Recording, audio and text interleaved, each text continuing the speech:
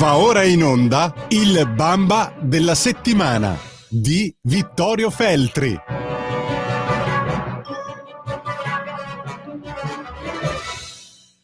Buongiorno a tutti, bentornati al Bamba della settimana, l'antipremio che assegna per Radio Libertà il direttore Vittorio Feltri, che dovrebbe già essere in collegamento. Ci sei, direttore?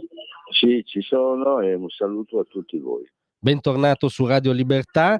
Grazie. Allora, oggi abbiamo un Bamba che a me sembra, diciamo, una scena dei Vanzina per il tasso di commedia, no? Che racchiude. Sì, sembra proprio una scena paradossale. Cosa succede? Tutti conoscono Fratoianni, che è il capo dei Verdi e della sinistra italiana, no? Certo. È sempre in televisione, funziona, fa prediche, ma soprattutto negli ultimi tempi si è distinto per gli attacchi violenti a Musk e poi si pronuncia Musk, mi pare, Sì, certo. e a Trump. No, gliene dice di tutti quello lì. Non passa giorno in cui non scateni la sua rabbia contro questi personaggi americani che non ho capito che male gli abbiano potuto fare. Vabbè, comunque le cose stanno così. Ma non ci sarebbe niente di male, perché ognuno attacca chi vuole, politici italiani, stranieri. La cosa però divertente è che prendersela con Musk e poi comprare la sua automobile, cioè la Tesla, fa venire anche da ridere. No? Decisamente. Tutti questi attacchi e poi vai a comprare le sue macchine. Vuol dire che la tua disistima non è abbastanza forte, oppure lo è sul piano formale, ma in realtà se poi compri le sue macchine vuol dire che lo stimi, perché le macchine Tesla sono macchine potenti, belle, che funzionano bene, e lui se l'è comprata, no? La faccia di Musk. Non so se a voi sembra una cosa normale, a me fa ridere. Fa indubbiamente molto ridere. Secondo me fa ancora più ridere, ma con un velo di tristezza, questa dichiarazione, perché Fratoianni, raggiunto dal Foglio, diciamo evidentemente imbarazzato, ha detto: la Tesla no, ma non è mia, è di mia moglie, se vuole sapere della Tesla chiami pure lei, che è Elisabetta Piccolotti, un'altra parlamentare di sinistra. Io la guido raramente. Un po' triste scaricare sulla moglie la contraddizione, diciamo. No, è da stupidi, perché scusa, la moglie è tua come la Tesla. Certo.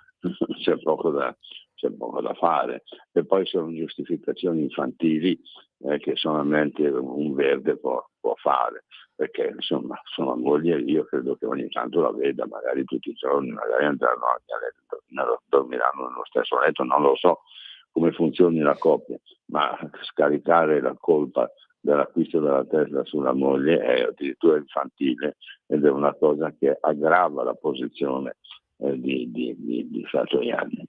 Sì, e in questo modo lo psicodramma è ricaduto sulla Piccolotti, che anch'essa raggiunta dai giornalisti secondo me ha rilanciato nell'ambito del surreale, perché ha detto siamo rimasti fregati, l'abbiamo presa prima che Musk diventasse nazista. Non so come vuoi commentare quest'uscita. No, ma questa è un'uscita infantile che fa ridere, insomma, un po' bambinesca, insomma. Tutti sapevano chi fosse Musk, perché non è diventato ricco negli ultimi 20 giorni, è ricco da sempre, le macchine le fa da sempre, e quindi dov'è il problema? È che lui sia un uomo di destra, nel senso che appoggi Trump, anche questa non è una novità, e quindi insomma, queste discussioni, queste giustificazioni così infantili veramente non reggono, e quindi fanno meritare a Fratoianni e forse un pochino anche alla moglie il nostro Bamba settimanale, che di solito sceglie sempre delle persone che meritano di essere portate sotto la luce dei riflettori. E su questo loro meritano ampiamente. Tra l'altro, non so cosa ne pensi, ma mi colpisce questo utilizzo disinvolto della categoria nazista, no? Cioè ora Musk è un mega imprenditore americano, se vuoi un anarcocapitalista, un visionario, non credo sia un fan del Terzo Reich, obiettivamente, no? Cioè... Ma cosa c'è? Ma poi gli americani non sanno niente di nazismo e anche di fascismo. È vero che sono venuti in Italia e ci hanno aiutato a ritrovare la libertà, ma non hanno vissuto loro né il fascismo né neppure il nazismo, quindi parlano a vanvera. Tant'è vero che basta che uno alzi il braccio per fermare un taxi che passa per fascista. Siamo nel ridicolo. Questo vale un po' anche per gli italiani. Decisamente, infatti lei si riferiva a quel saluto che Musk avrebbe fatto, poi dopo sono uscite foto di Obama o Biden che facevano lo stesso tipo di saluto, ecco, dubitiamo siano tutti nazisti, via. Sì, ma è normale che quando tu vedi un amico sull'altro marciapiede, com'è che lo saluti? Mettendoti a gridare, no? Certo, saluti, alzi la mano, destra o sinistra, lo saluti. Mamma mia, ma sono tante le stupidaggini che rivelano un infantilismo imperdonabile, una stupidità che secondo me non potrà sparire molto in fretta. No, tra l'altro il dramma diventa anche proprio economico, perché la Piccolotti dice no, vorremmo venderla, ma avendo fatto un leasing non possiamo, appena finisce il leasing la vendiamo perché è un peso politico quest'auto. Secondo te la venderanno veramente? Ma può anche darsi che lo facciano per conformismo innato, però comunque si tratta di una sciocchezza, cosa anche nelle automobili con la politica. Siamo veramente al limite della stupidità. Sì, forse anche oltre, ma tu la compreresti e utilizzeresti una Tesla? Ma no, se ce l'avessi la userei tranquillamente. Io non ho una Mini, figurati, non uso neanche quella. Le automobili non è che mi interessino molto, ma non ho mai badato. Per anni ho comprato delle Fiat che erano di Agnelli che mi stavano antipatico. Cosa vuol dire?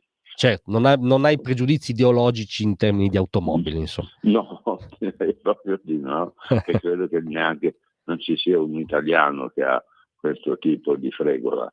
No, non credo che sia l'ansia di chi si alza la mattina per andare a lavorare. Tra l'altro una volta la Piccolotti rivendicò in Parlamento di essersi alzata alle 6 di mattina, forse non sa che c'è gente che lo fa anche quotidianamente, diciamo. Ecco. Sì, sempre. Tutti i panettieri si alzano anche prima. Esatto. Diciamo che il proletariato non lo vedono da un po', probabilmente, perché comprano non la Tesla. Non sanno neanche come è fatto. Esatto. Ti volevo un ultimo elemento che è un po' più serio.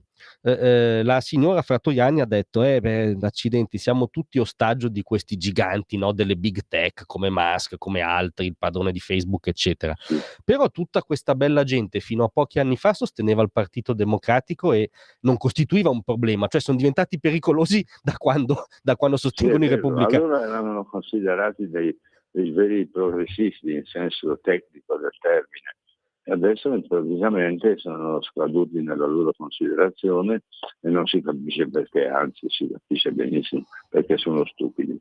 Direi di sì, perché il tasso di ideologia è fuori controllo. Noi, auguriamo le migliori fortune imprenditoriali a Musk, insomma, al di là del fatto che i coniugi Fratoianni utilizzino o meno le sue auto. Credo proprio che le cose andranno così. Hai ragione. Grazie come sempre. Diamo il nostro bel Bamba e andiamocene in tutta tranquillità. Bamba i coniugi Fratoianni e ti ringrazio molto come al solito. Grazie a tutti voi, un saluto. A presto, direttore. Avete ascoltato il Bamba della settimana di Vittorio Ferro.